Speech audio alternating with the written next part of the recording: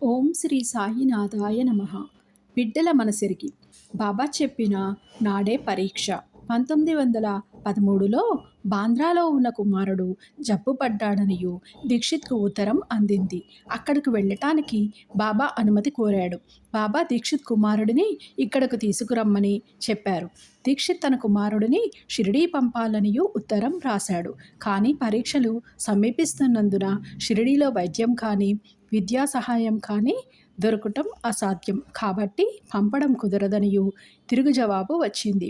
బాబా, ఆ ఉత్తరం లెక్క చేయకు, పిల్లవాడిని పిలిపించు. ఆ బాలుడు షిరిడీకి వచ్చాడు. త్వరలోనే ఆరోగ్యం పొందాడు. తరువాత 2/11/1913న పరీక్షలు ప్రారంభమవుతున్నాయనియు పిల్లవాడిని పంపాలనియు బాంద్రా నుంచి ఉత్తరం వచ్చింది. బాబా, ఆ బిడ్డను పంపవద్దు. పరీక్షలు 2/11/1913 నుంచి 6/11/1913కి మార్చబడ్డాయనియు ఆ తేదీ నాటికి బాలుడిని పంపాలనియు మళ్ళీ ఉత్తరం వచ్చింది. బాబా, ఆగు, మనం చూసేదం గాక. ఆ తేదీ నాటికి కూడా బాలుడిని పంపలేదు. పరీక్షలు 13/11/1913 నాటికి మార్చినట్లు మళ్ళీ ఉత్తరం వచ్చింది. ఆ తేదీ నాటికి పంపొచ్చనియు బాబా చెప్పారు. బాలుడు ఆ పరీక్షలకు హాజరై చక్కగా ఉత్తీర్ణుడయ్యాడు. నార్కేకు భవిష్యత్తు సూచన. జిజి నార్కే తల్లి 1913లోని బాబాతోని నా బిడ్డకి స్థిరమైన ఉద్యోగం కల్పించు. బాబా, నేను అతనిని పూనాలో స్థిరపరుస్తాను. 3 ఏళ్ల తరువాత కాశీ కళాశాలలోని ఉద్యోగ అవకాశం వచ్చింది. నార్కే, బాబా దానికి ప్రయత్నించనా? బాబా, మనకు కాశీతో ఏమి పని? మనం పూనాకు, సతారాకు పోవాలి. 1917లో పూనాలోని ఇంజనీరింగ్ కళాశాలలోని ఉద్యోగ ఖాళీ ప్రకటించారు. నార్కే, బాబా, దీనికి ప్రయత్నించమంటావా? బాబా, కానిమ్ము, ప్రయత్నించు. 1918లో నార్కే పూనాలోని ఉద్యోగం సంపాదించుకున్నాడు. శ్రీ సాయినాథాయ నమః. నువ్వే మా తండ్రివి. నిరాకారోపాసకుడికి అతని తండ్రి కంఠధ్వనిని వినిపించుట. కాకా మహాజని మిత్రుడు నిరాకారోపాసకుడు. సాకారోపాసనలను నిరసించేవాడు. బాబాను గూర్చి తెలుసుకోవాలనే కోరికతో కాకా వెంట షిరిడీ వెళ్ళాడు. బాబాకు మొక్కననియు దక్షిణ సమర్పించననియు మొదటే కాకాతో చెప్పాడు. అతడు మసీదు మెట్లెక్కుతుండగా కామ్యే వేజీ స్వాగతం బాబు అని బాబా అన్నారు. కానీ కాకా మిత్రుని చెవికి ఆ కంఠధ్వని తన తండ్రి కంఠధ్వనిలా తోచి మిక్కిలి ఆనందం కలిగించింది. వెంటనే అతడు బాబా పాదములపై పడ్డాడు. బాబా 2 సార్లు కాకాను దక్షిణ అడిగి తీసుకున్నారు. కానీ అతని మిత్రుణ్ణి అడగలేదు. అతడు కాకాతో రహస్యంగా తాను దక్షిణ ఇవ్వాలనియు భావిస్తున్నట్లు చెప్పాడు. బాబా కాకాతో, నీ మిత్రుడేమిటి అంటున్నాడు? కాకా చెప్పాడు, బాబా, అతనికి దక్షిణ ఇవ్వడం ఇష్టం లేదు కాబట్టి నేను అడగలేదు. ఇప్పుడు ఇవ్వాలనుకుంటే ఇవ్వచ్చు. అంతటా కాకా మిత్రుడు బాబాకు 17 రూపాయలు దక్షిణ ఇచ్చాడు. బాబా అతనితో, నన్ను వేరు చేయున్నది ఈ తెర, అహంకారం, దాన్ని తీసివేయుము. అప్పుడు మనం ఒకరినొకరు విస్పష్టంగా చూసుకోగలము. అనంతరము కాకా అతని మిత్రుడు తిరుగు ప్రయాణానికి సిద్ధమయ్యారు. మేఘాలు కమ్మి వాతావరణం భీతికొల్పసాగింది. బాబా, శ్యామ, వారిని భయాందోళన చెందవద్దనియు వెళ్ళమను. వారికేమీ ఇబ్బందులు ఏర్పడవు. ఇద్దరూ క్షేమంగా సాఫీగా తమ గమ్యానికి చేరుకున్నారు. శ్రీ సాయినాథాయ నమః. వ్యాధుల నివారణ. 7 ఏళ్లుగా తీవ్రమైన తలపోటుతో బాధపడుతున్న ఒక బాంద్రా స్త్రీ బాబా వద్దకు వచ్చి ఆయన ఎదుట కూర్చుంది. సాయిబాబా ఆమె తల తడుతూ, నీకు తలపోటు అవునా? బాంద్రా స్త్రీ, అవును, కానీ ఇప్పుడు తగ్గిపోయింది. దీర్ఘకాల తలనొప్పి ఒక్కసారిగా మటుమాయమైంది, ఎప్పటికీ రాలేదు. మరోసారి ఆమెతో బాబా సంభాషణ ఇలా సాగింది. సాయిబాబా, నువ్వు నాకు కొన్నేళ్లుగా భోజనం పెడుతున్నావు. బాంద్రా స్త్రీ, బాబా, ఇప్పుడే నిన్ను చూస్తున్నాను. సాయిబాబా, కానీ నేను నిన్ను నీ బాల్యం నుంచి చూస్తున్నాను. నీ ఇంట్లో ఏమి పూజ చేస్తావు? బాంద్రా స్త్రీ, గణపతి పూజ. సాయిబాబా, నీ పుట్టింట్లోని ఏ పూజ చేశావు? బాంద్రా స్త్రీ, గణపతి పూజ. నేను అన్ని పువ్వులు, పండ్లు, ఆహార పదార్థములు గణపతికి సమర్పించాను. బాబా, అవన్నీ నన్ను చేరాయి, అందుచేత నీ బాల్యం నుంచి నిన్ను చూస్తున్నాను. ఔషధాలతోని పని లేకుండానే వ్యాధి నివారణ. బాబా, దూరగ్రామంలోని భార్య వ్యాధిగ్రస్తమై ఉన్న మహల్సాపతితోని, నీ భార్య కంఠం వాపుతోని మిక్కిలి బాధపడుతోంది. నేను నివారిస్తాను. మహల్సాపతి ఆ కంఠం వాపు విషయం కానీ, మరే ఇతర జబ్బు విషయం కానీ ఎరుగడు. అతని భార్య కంఠం వాపుతోని బాధపడిందనియూ, త్వరలోనే నివారణ అయ్యిందనియూ అతనికి తరువాత ఉత్తరం అందింది. దీక్షిత్ సోదరుడు నాగాపూర్లోని వ్యాధిగ్రస్తుడయ్యాడు. ఈ విషయం తెలుపుతూ రాసిన లేఖ దీక్షిత్ షిరిడీలోని బాబా వద్ద ఉండగా అందింది. దీక్షిత్, బాబా, నా సోదరులకు నేనెట్టి సహాయం చేయలేని స్థితిలో ఉన్నాను. బాబా, నేను మిక్కిలి సహాయం చేయనున్నాను.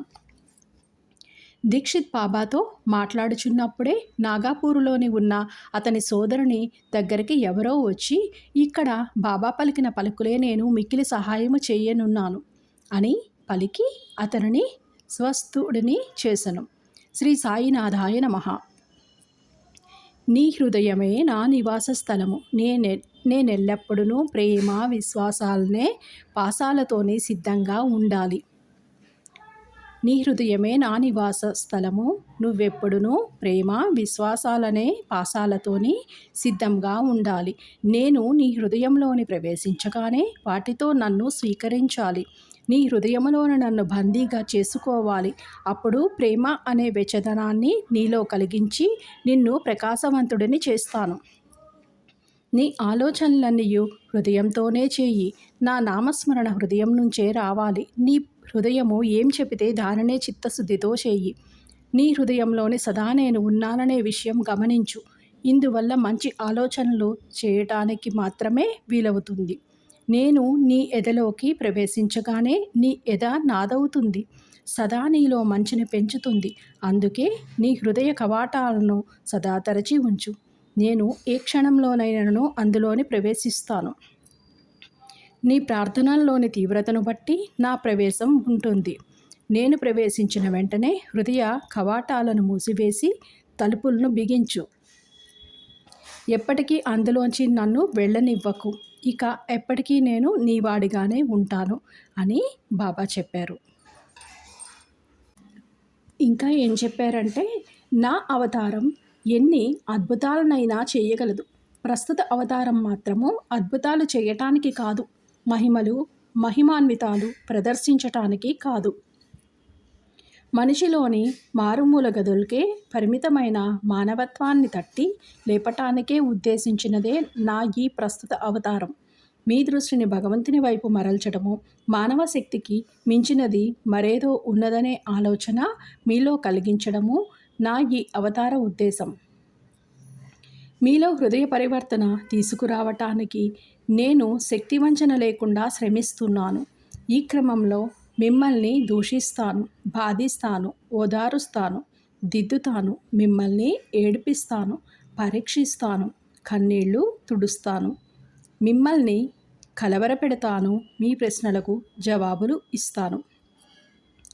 నా ప్రేమతో నిదానంగా మిమ్మల్ని చక్కదిద్దే బాధ్యతను చేపడతాను.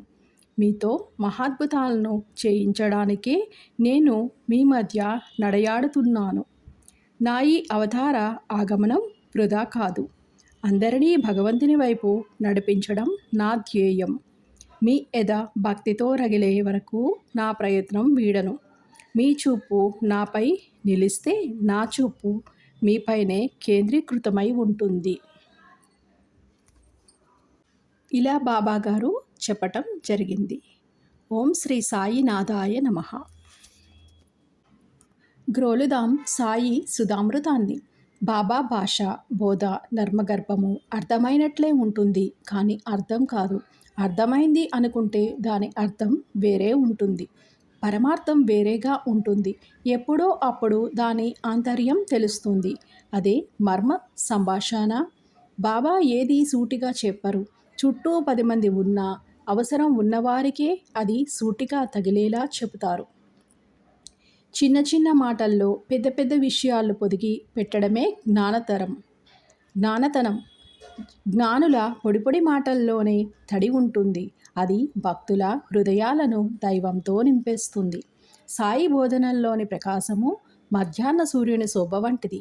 ఆ బోధనల ప్రకారము నలుదిశలా ఒకే వేడి ప్రకాశంతో ప్రసరిస్తుంది. సాయి వర్షాకాలం మేఘం వంటి వారు. వర్షం తాను కురిసినంత మేర సమానంగానే పడుతుంది. తనను నమ్ముకున్న వారిపై సాయి కురిపించే ప్రేమ కూడా ఇలాంటిదే. ఉదాహరణకు వర్షం చినుకులు పొలంలోని పడితే మంచి పంటలు పండుతాయి. అదే రాళ్ల ప్రాంతంలో పడితే వృధాగా పారుతుంది. సాయి బోధనల సారము అంతే. మంచి మనసున్నవారు వాటిని గ్రహించి సద్బుద్ధులను అలవర్చుకుని నలుగురికి ఆదర్శంగా నిలుస్తారు. దుర్జనులపై అవి ఎలాంటి ప్రభావాన్ని చూపవు. వారు సాయి బోధల్ని విని వదిలేస్తారు. మంచిని గ్రహించలేరు, ఫలితం పొందలేరు. నిత్య జీవితంలో మనం ఎంతో ఒత్తిడిని మోస్తున్నాం. భగవన్నామస్మరణ, దైవదర్శనం వంటివి గగనమైపోతున్నాయి. కనీసం పుణ్యక్షేత్రాల సందర్శన సమయంలోనైనా మనసును ప్రశాంతంగా ఉంచుకొని దైవంపై లగ్నం చేయగలిగితే పుణ్యం కలిగి ధన్యులమవుతాం. మనం షిరిడీ యాత్ర చేసేది పాప పరిహార్థం. తీరా అక్కడికి వెళ్ళాక కూడా ఇంకా మన కష్టాలను, మనం ఎదుర్కొంటున్న సమస్యలను తలుచుకొని కుమిలిపోవడం వలన యాత్ర ఫలించదు. సరికదా?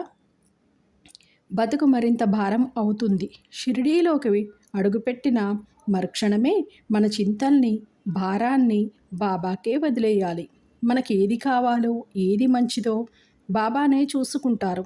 ఇతర ఆలోచనలు లేకుండా మదిలో సాయి సాయి అని నామాన్ని స్మరించుకోవటం వలన మనసులోకి చెడు ఆలోచనలు, చెడు తలంపులు రావు. లేదా బాబా నోటి నుంచి అమృతంలా స్రవించిన నీతి వాక్కుల సుధామృతాన్ని గ్రోలడం ద్వారా బాబా పాదాలపై దృష్టిని కేంద్రీకరించవచ్చు. షిరిడీకి వెళ్ళే ప్రయాణ సమయంలో లేదా షిరిడీలో చక్కనైన నీతి బాబా యొక్క నీతి వాక్కులను మననం చేసుకునేందుకు వీలుగా సరళమైన భాషలో అందిస్తున్నాం, స్వీకరించండి. ముందుగా ఈ క్రింది శ్లోకాన్ని భక్తితో పఠించాలి. దీనిని పఠించడం ద్వారా మానసికంగా ప్రశాంతత కలుగుతుందని స్వయంగా బాబాయే ఒక సందర్భంలోని చెప్పిన విషయాన్ని భక్తులు గుర్తుంచుకోవాలి. ప్రేమేయ అష్టాకాశీ పడుని గురువరా ప్రార్థితి జే ప్రభాతి త్యాచే చిత్తాసి దేతో అఖిల హరుణియ ప్రాంతి మీ నిత్య శాంతి ऐसे है साईनाथ खदुनी सुचविले जेविया बाला काशी देवित्या कृष्णा पाई नमुनि साविनाय అర్పితో అష్టాకాశీ. తెల్లవారుజామున ఈ గురు అష్టకమును ఎవరైతే పఠించదురో వారి మనసులోని భ్రమలనయ్యను తొలగి అఖండమైన అపారమైన శాంతి లభిస్తుంది. ఈ తత్వమును సాయినాథుడు ఈ బాలకునికే విధముగా సూచింపచేసెను. అదే విధముగా నేను ఈ అష్టకమును కృష్ణునికి నమస్కరించి సవినయముగా వారి కర్పించదను. శ్రీ సద్గురు సచ్చిదానంద సాయినాథ మహారాజునకు జయము కలుగుగాక. ఇన్నేళ్లుగా నీలో నేనెన్ని రూపాలను ధరిస్తున్నానో తెలుసా? నువ్వు పసిబిడ్డగా ఉన్నప్పుడు నీకు తల్లినై ఊయలనయ్యాను. నువ్వు పెరిగి కొద్దీ సోదర స్నేహరూపాల్లో నీకు తోడుగా ఉన్నాను. ఎలా జీవించాలో, నీకున్న దానిని ఇతరులకు ఎలా పంచాలో దగ్గరుండి నేను నేర్పించాను. నువ్వు యవ్వనంలోకి అడుగుపెట్టినప్పుడు నీ జీవిత భాగస్వామిని అయ్యాను. నీ జీవితాన్ని ఆనందమయం చేయటం కోసము నీకు సంతానమయ్యాను. ఇక ఇప్పుడు నీ ముందున్న నా రూపము నిజరూపం. నీ వింతకు ముందెన్నడూ అనుభవించని, ఎరుగని దివ్యాతి దివ్య ప్రేమను పంచడానికి సాయినై నీ ఎదుట నిలిచాను. ఓం శ్రీ సాయినాథాయ నమః.